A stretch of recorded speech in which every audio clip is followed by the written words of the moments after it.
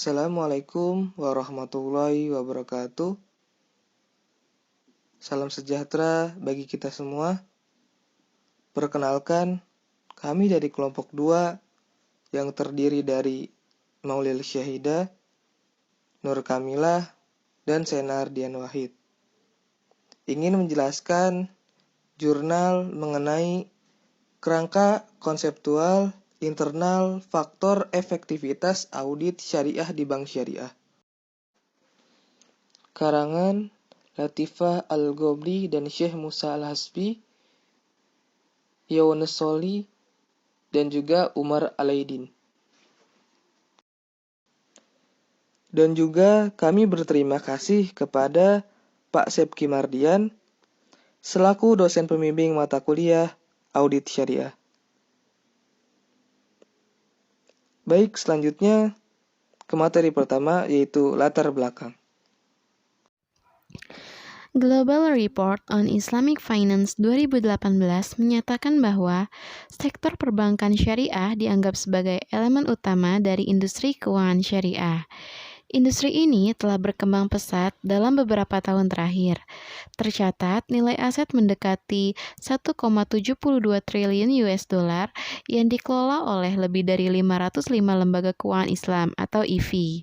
Tersebar lebih dari 50 ekonomi di seluruh dunia, baik di negara muslim maupun negara non-muslim.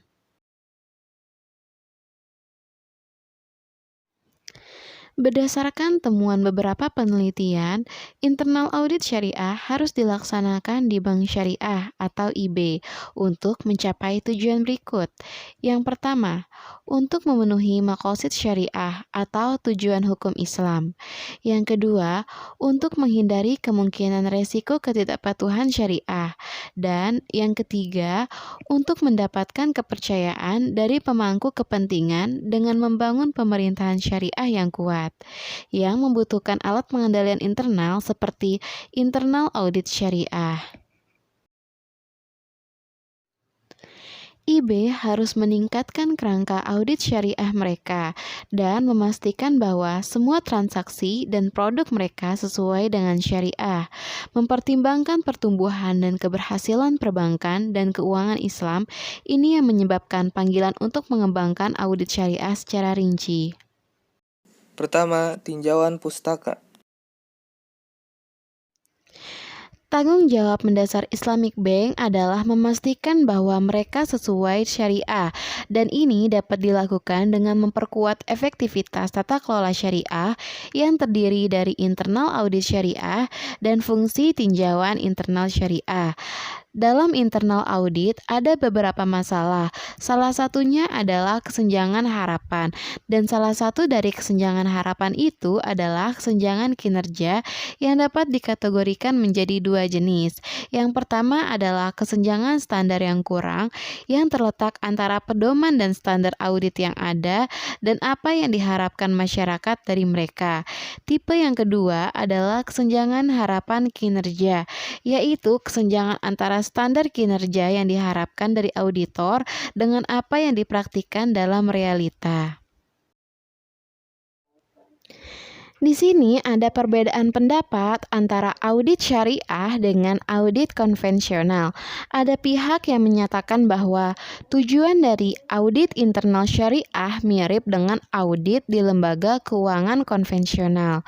Namun, berdasarkan standar auditing nomor 1 untuk lembaga keuangan syariah menyebutkan bahwa syariah audit memberikan jaminan kepada transaksi Islamic Bank sesuai dengan prinsip dan aturan syariah, standar organisasi akuntansi dan audit untuk keuangan Islam, dan standar akuntansi nasional. Sedangkan audit konvensional yang lebih menekankan pada laporan keuangan untuk menilai apakah laporan tersebut menyajikan pandangan yang adil dan benar tentang perusahaan tidak cukup untuk memenuhi tujuan syariah. Oleh karena itu, tidak cocok sebagai kerangka kerja untuk Islamic Bank. Nah, ini ada tabel yang menyoroti perbedaan antara audit internal konvensional dengan audit internal syariah seperti yang dibahas di atas untuk menjadikan alasan utama mengapa audit internal konvensional tidak cukup untuk Islamic Bank. Di sini ada 5 kriteria. Yang pertama itu dari definisinya. Audit internal konvensional adalah kegiatan konsultasi dan asuransi yang independen dan objektif. Sedangkan audit internal syariah adalah pemeriksaan atas kepatuhan bank syariah terhadap syariah dalam semua aktivitasnya. Nah, yang kedua ini ada dari sisi objektif. Audit internal konvensional, sisi objektifnya itu untuk menambah nilai dan meningkatkan operasi organisasi. Sedangkan audit internal syariah, objektifnya itu untuk memastikan bahwa operasi Islamic Bank dan transaksi sesuai dengan aturan syariah. Dari sisi keterampilan auditor dan kualifikasi yang dibutuhkan, audit internal konvensional lebih mengutamakan pengetahuan moral, akademik, dan profesional. Sedangkan audit internal syariah lebih mengutamakan pengetahuan akademik, profesional, dan keislaman. Dari sisi pengungkapan dan laporan, audit internal konvensional ini pengungkapan informasinya terbatas yang menyangkut publik saja dan laporan biasanya menyajikan hal-hal ekonomi. Sedangkan audit internal syariah ini keterbukaan informasi secara penuh yang menyangkut semua pemangku kepentingan dan mempertimbangkan masalah ekonomi dan sosial berdasarkan nilai-nilai etika Islam. Dari sisi orientasinya, audit internal konvensional selalu berorientasi pada organisasi dan individu, sedangkan audit internal syariah selalu berorientasi pada publik dan masyarakat. Kedua, spesifikasi audit syariah. Spesifikasi audit syariah. Audit syariah adalah pemeriksaan ekstensif yang harus dilakukan oleh komite syariah atau oleh auditor yang dipilih yang memiliki pengetahuan luas dan kompeten tentang syariah. Selain itu, mereka tidak boleh memiliki posisi manajerial di bank yang diaudit untuk menjamin penilaian yang objektif tentang apakah transaksi dan produk tersebut halal atau tidak. Faktor-faktor yang menyebabkan efektivitas audit internal adalah kerangka tata kelola, kompetensi tinggi, undang-undang, sumber daya audit internal, dan kerangka konseptual. Efektivitas memenuhi kebutuhan pemangku kepentingan, efektivitas tujuan pertemuan, perbaikan manajemen, dan proses tata kelola. Selain itu, efektivitas audit internal dapat melalui kualitas dan rencana audit, serta pelaksanaan dan tidak berlanjut. Berikut ini adalah beberapa faktor eksternal dan internal yang berperan penting dalam penerapan internal syariah yang efektif. 1. Lembaga audit syariah. Adanya regulasi internasional dan nasional bagi IB merupakan indikasi perkembangan yang terjadi di sektor ini. Beberapa upaya telah dilakukan terlepas dari sejarah singkat perbankan Islam untuk membentuk kerangka peraturan dan sistem pengawasan. Ini termasuk yang dibuat oleh IIOV dan Islamic Financial Service Board IFCB. IIOV didirikan di Bahrain pada tahun 1991 dan dianggap sebagai badan hukum nirlaba. 2. Hukum dan pedoman perbankan Islam. Hukum Islam menjadi acuan utama bagi sektor perbankan syariah. Namun, karena prinsip perbankan syariah diturunkan dari syariah, aturannya sangat berbeda dari aturan yang mengatur bank tradisional.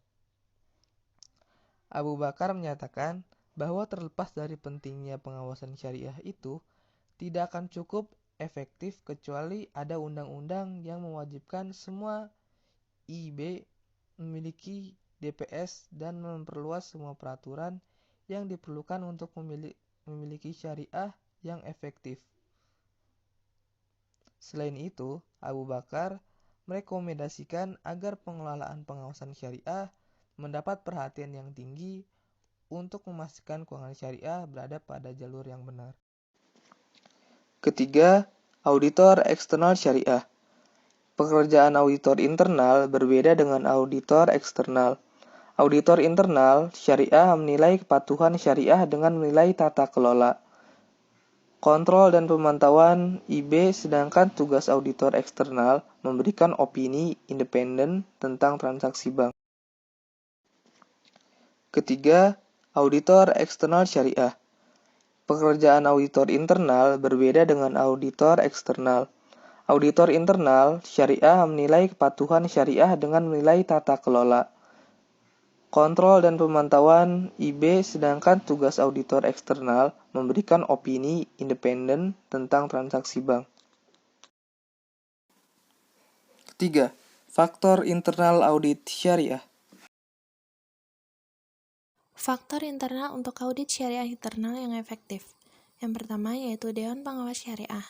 DPS adalah pilar utama dalam IB dan memainkan peran penting dalam memastikan pemangku kepentingan bahwa semua transaksi dan operasi sesuai dengan prinsip syariah dan cara memberikan panduan, pengarahan, dan pengawasan usaha. Yang kedua yaitu Dewan Direksi. BOD yang efisien dapat membantu meminimalkan konflik keagenan karena tanggung jawabnya dalam IB adalah untuk menetapkan tujuan, kerangka kerja, kebijakan, standar perilaku yang sesuai dengan ukuran dan kompleksitas bisnis. Yang ketiga yaitu dukungan manajemen. Manajemen organisasi dapat mendukung Departemen Audit Syariah Internal dengan mengalokasikan sumber daya yang dibutuhkan seperti menugaskan staf profesional. Komitmen manajemen juga diperlukan untuk mengimplementasikan rekomendasi yang diberikan dalam laporan audit untuk memastikan kesesuaiannya dengan syariah dalam semua kegiatan bank. 4. Struktur audit syariah internal. Struktur audit syariah internal. Yang pertama, referensi audit syariah internal.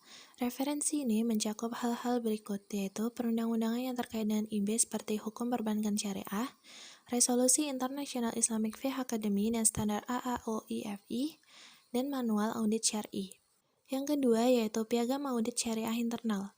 Piagam syariah penting karena menetapkan tugas, tanggung jawab, tujuan, dan wewenang auditor syariah internal dalam bentuk dokumen tertulis formal dan rinci yang disetujui oleh komite syariah.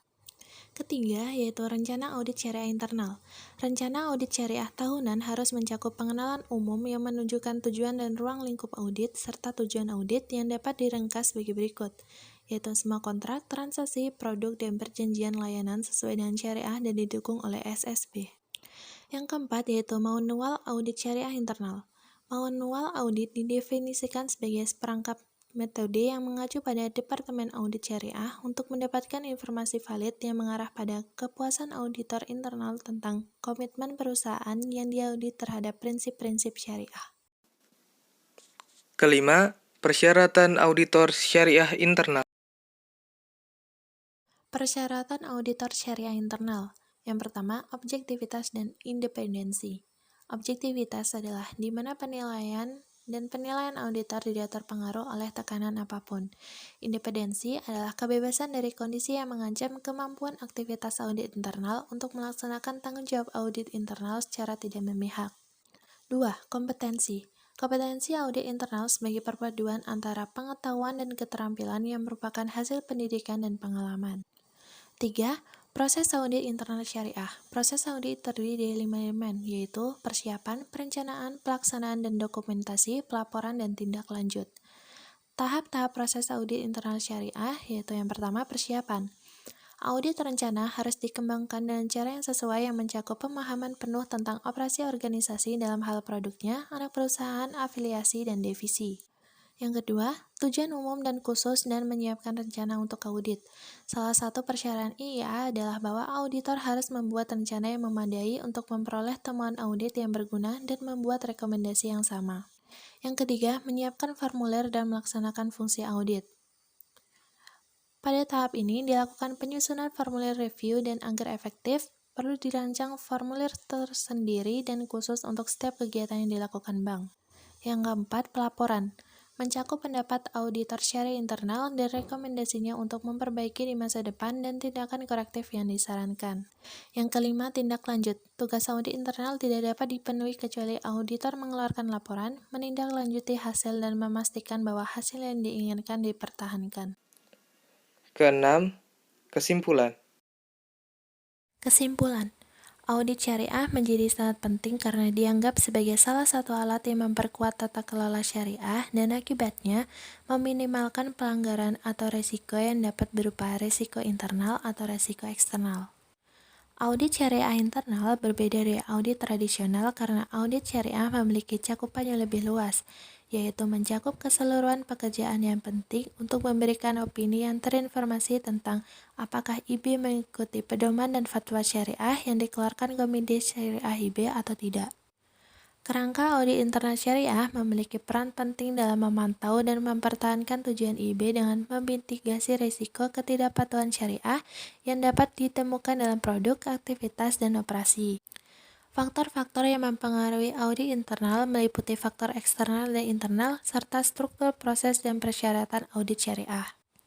Implikasi praktis dari studi ini adalah pertama, regulator perlu menyediakan kerangka rinci untuk audit syariah internal yang mencakup persyaratan utama untuk tata kelola syariah yang efektif. Kedua, LKI perlu lebih memperhatikan proses audit internal syariah yang dapat mencapai tujuan tata kelola syariah yang efektif.